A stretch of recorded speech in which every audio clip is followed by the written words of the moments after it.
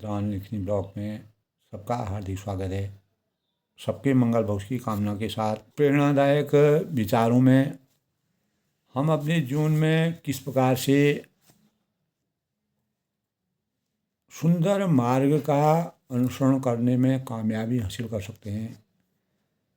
हमारे कर्म पथ का अगर हम सही कर्म पथ को अपनाएंगे, सही कर्म पथ का निर्वहन करेंगे तो आनंद का मार्ग हम कैसे खोज सकते हैं। आनंद के मार्ग की प्राप्ति के लिए गीता में भी दोस्तों अनेकों ऐसे साधन बताए गए हैं, ऐसा ज्ञान बताया गया है। तो आनंद का मार्ग मनुष्य की स्वयं की शांति को भंग करने का सबसे सरल मार्ग है।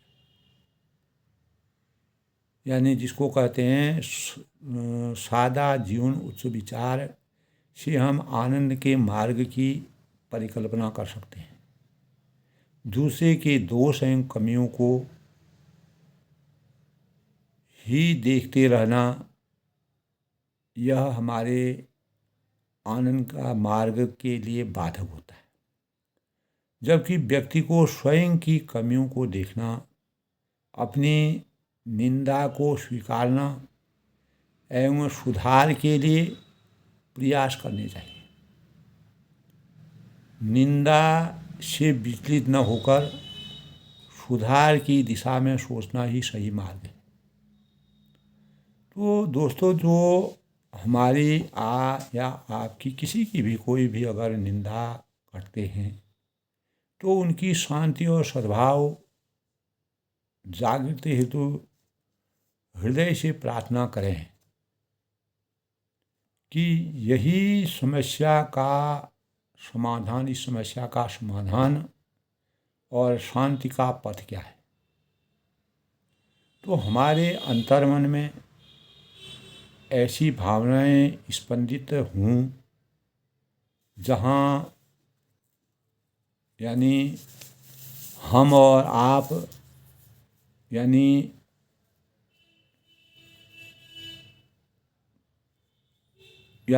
जहाँ मैं और आप जो है आपके बीच भेद न रहे। तो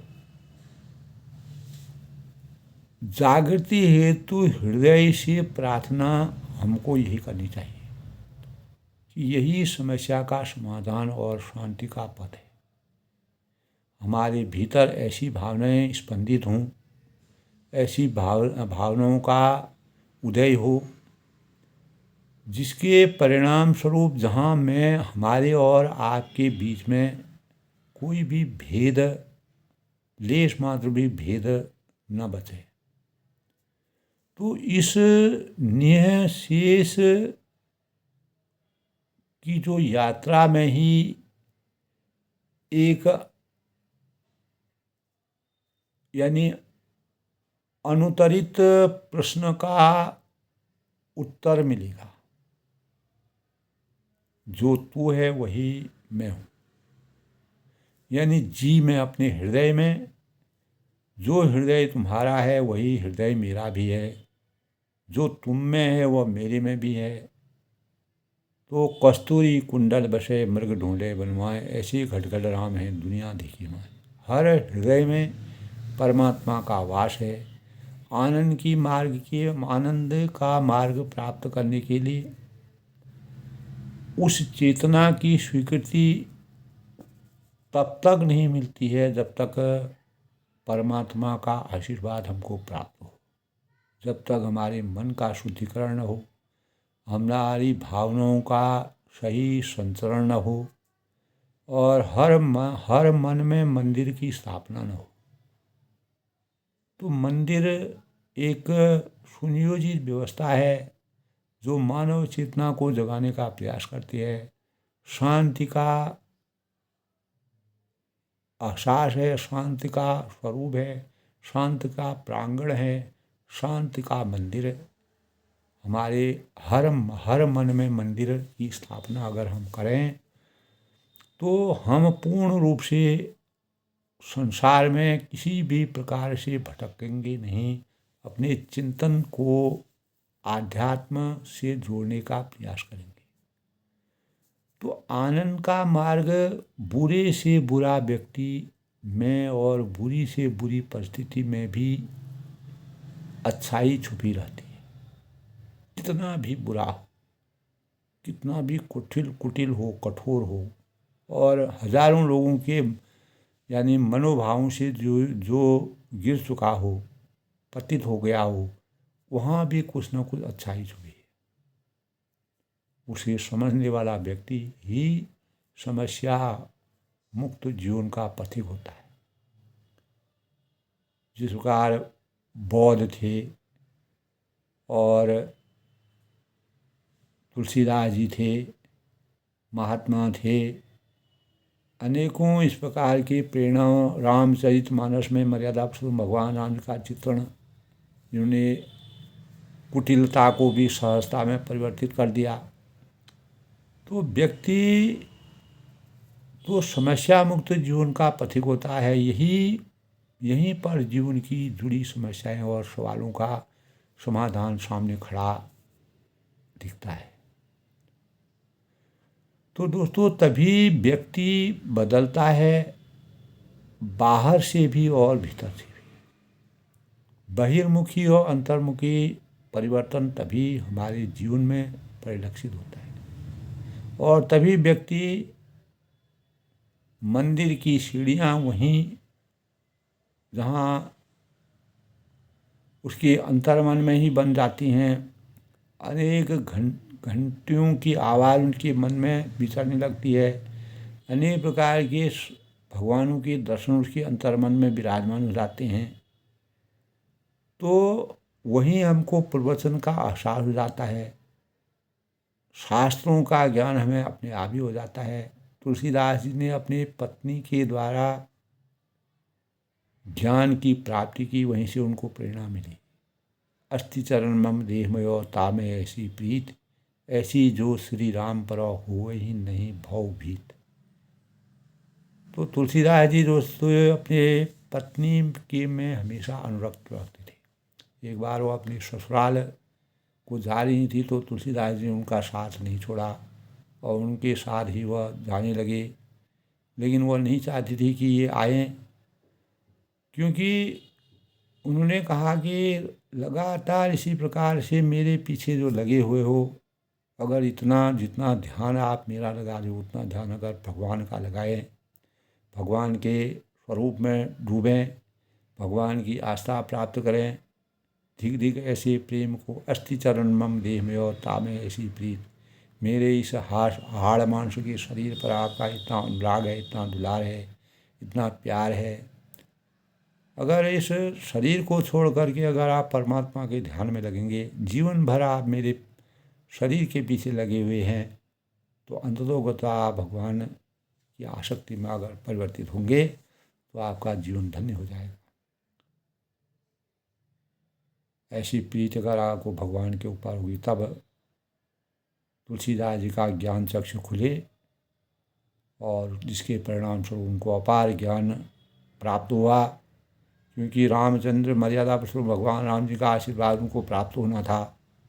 जब ज्ञान की पराकाष्ठा चरम पर पहुंच जाती है, ज्ञान भक्ति में बदलने लगती है, तो हमारे अंतर्मन में गुरु का प्रवेश वहीं हो जाता है। लक्ष्मी अपने आप व सरस्वती अपने आप विराजमान हो जाती है। तो इसी के परिणाम स्वरूप दोस्तों, आनंद का मार्ग, सुख और आनंद दो अलग अलग चीज़ें हैं। सुख जो है दोस्तों, हम भौतिक पदार्थों की प्राप्ति के लिए सुख का भोग करना चाहते हैं, सुखों का भोग करना चाहते हैं। लेकिन आनंद जो है, हम जब ब्रह्म में लीन हो जाते हैं, परमात्मा की भक्ति में लीन हो जाते हैं, तभी हमें आनंद का मार्ग प्राप्त होता है और हम धर्म अर्थ काम मोक्ष पुरुषार्थ के जीवन में जीने के लिए समर्पित हो जाते हैं, परमात्मा में ब्रह्म में लीन हो जाते हैं। तो सारा पुरुषार्थ मात्र हमारा जगने लगता है और यह सबके बीच स्वयं ही श्रेष्ठ साबित करने का एक प्रेरणा का स्रोत बनता है। स्वयं को श्रेष्ठ बनाने का मार्ग है प्रत्येक व्यक्ति को अच्छाई की प्रशंसा, यानी अच्छाई की प्रशंसा करो, उसकी सराहना करो, उसका मनोबल बढ़ाओ और इससे स्नेह एवं मैत्री भाव का प्रचार प्रसार होगा और जिसके परिणामस्वरूप आप और हम सर्व प्रिय हो जाएंगे। जिस प्रकार मर्यादा पुरुषोत्तम भगवान रामचंद्र जी अपनी प्रजा में, अपने माता पिता, गुरु बंधुओं में सभी में प्रिय थे, इसलिए वह आदर्श कहलाए। और शांति तभी होगी हमारी जो सहचर्य एवं आनंद, हमारे अंतःकरण में आनंद जो है हमारा सहचर्य है, हमारे साथ चलता रहता है। हम हर परिवेश में आनंद की अनुभूति अपने आप ला सकते हैं, जबकि हमारे अंदर इस प्रकार की भावनाएं हों, इस प्रकार का ज्ञान हो, इस प्रकार का मर्म हो और हमको अपने कार्य को समग्र बनाने के लिए, सरल बनाने के लिए और दिशा और दशा का सही निरूपण करने का व्यक्तित्व हो। तो परस्पर जो परोपकारी होते हैं, उपकारी लोग होते हैं, तभी कहा है परस्परो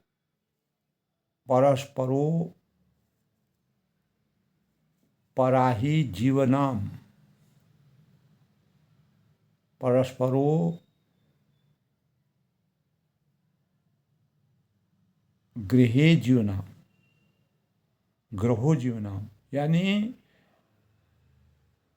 अपने सुख को भूलने का अनुपम औषधि है।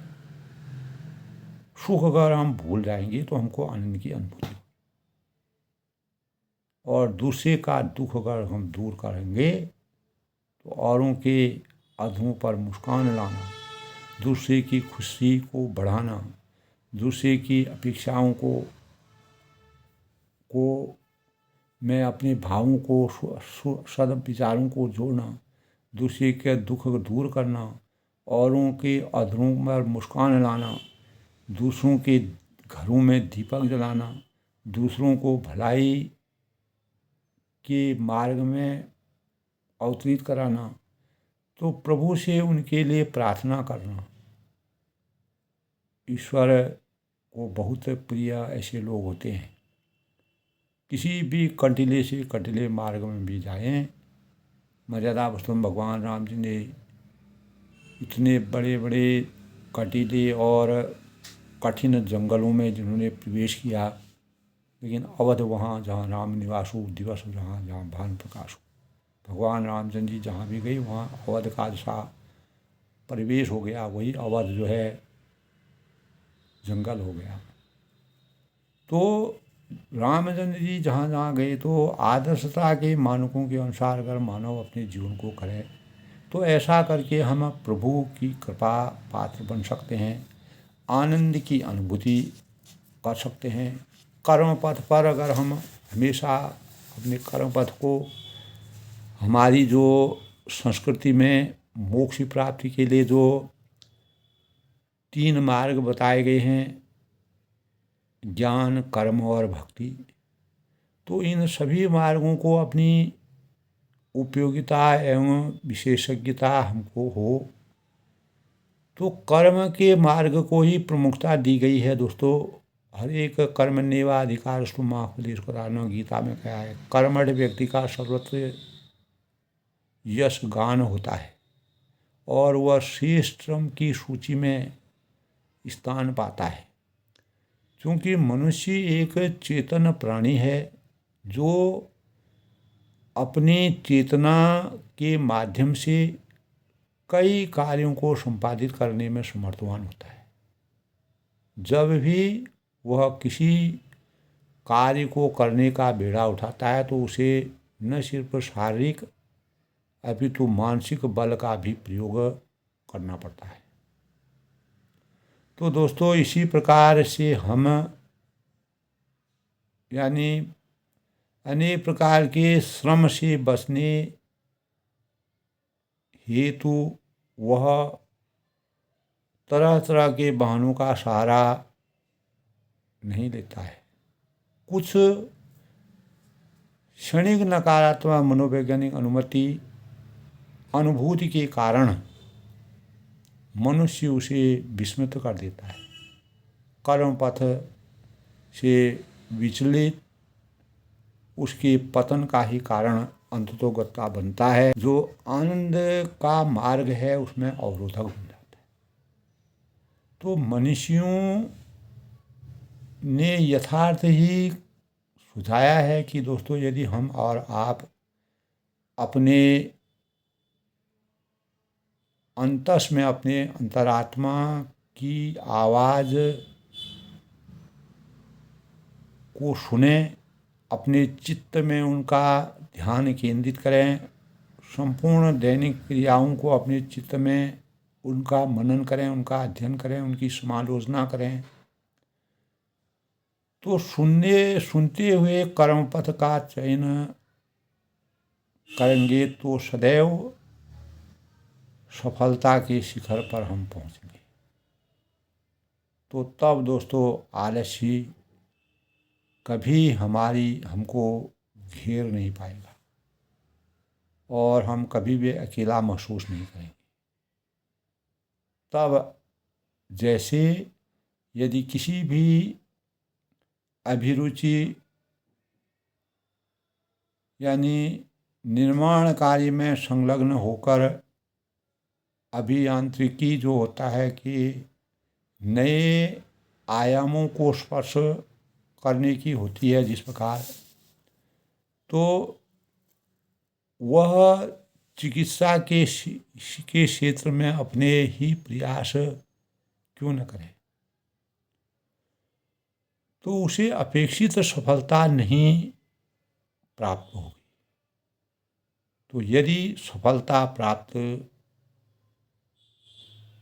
भी हो गई हो तो संभावना वह आत्मसंतुष्टि प्रदान न कर पाए। इसीलिए यदि स्वयं की रुचि से चुनाव कर्म पथ पर बढ़ें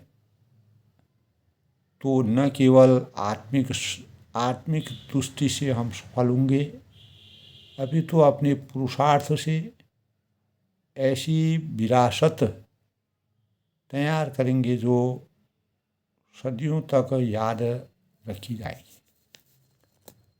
तो स्मरण रहे कि दोस्तों, कर्मशील व्यक्ति ही समाज का उत्थान कर प्रगति के मार्ग पर ले जा सकता है सामाजिक परिवेश को, जबकि कर्महीन अपने साथ ही अपने आसपास के परिवेश को भी क्षति पहुंचाने का कार्य करता है।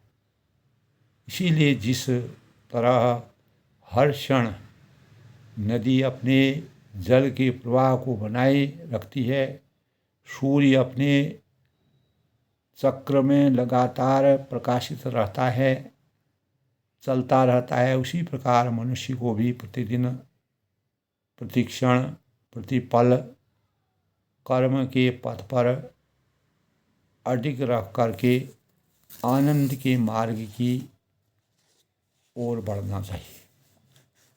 तो गीता में भी दोस्तों इस प्रकार के उपदेश दिए गए हैं कि एक सज्जन के कुछ प्रश्नों का अगर हम ध्यान करते हैं तो भगवान श्री कृष्ण पूर्ण ब्रह्म है।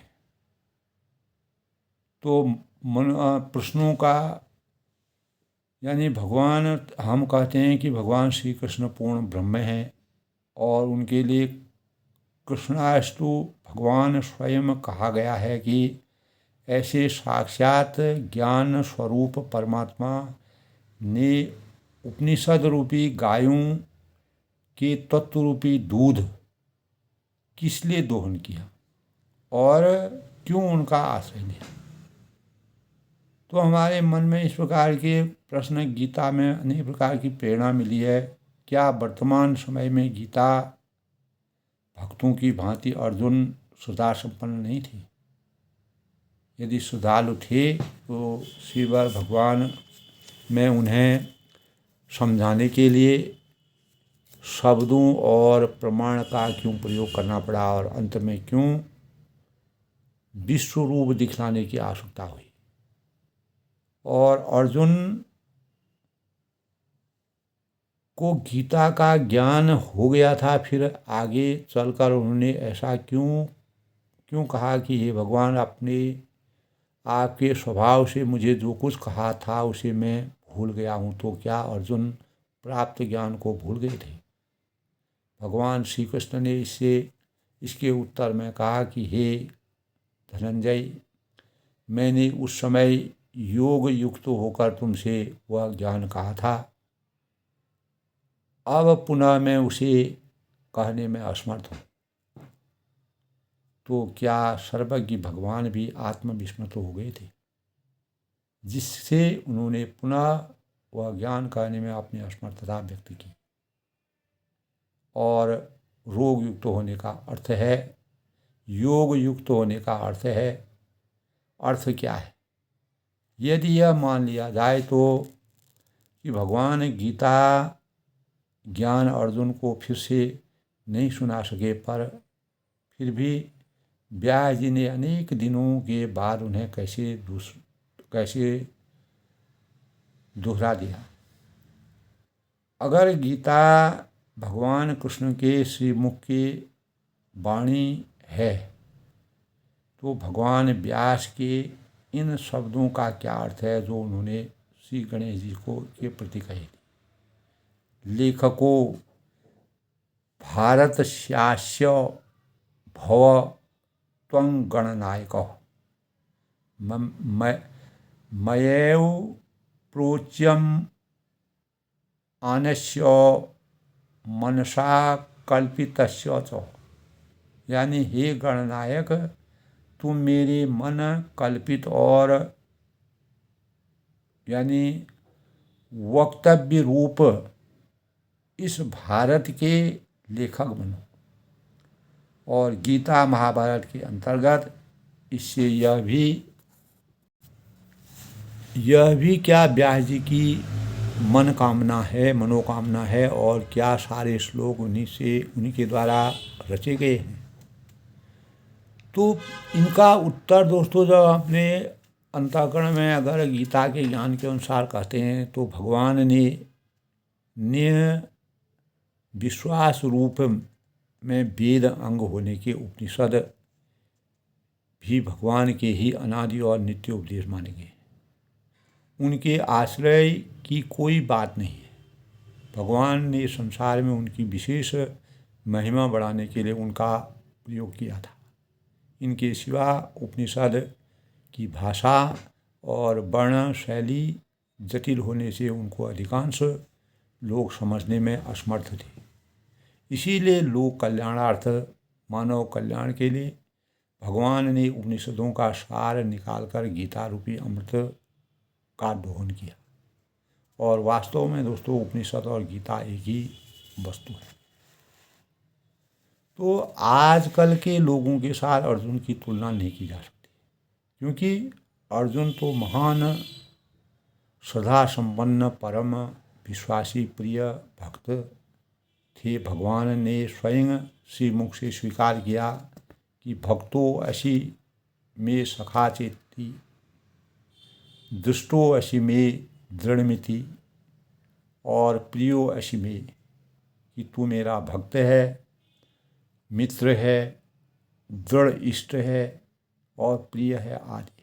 ऐसे अपने प्रिय सखा अर्जुन के प्रेम के कारण ही भगवान सदा उसके साथ रहे और यहाँ तक कि उसके रथ के घोड़े स्वयं हाँके, खुद सारथी बने। और आज के भक्तों के पुकार से तो भगवान पूजा में भी नहीं आते हैं। तो यह नहीं मानना चाहिए कि अर्जुन श्रद्धालु नहीं थे।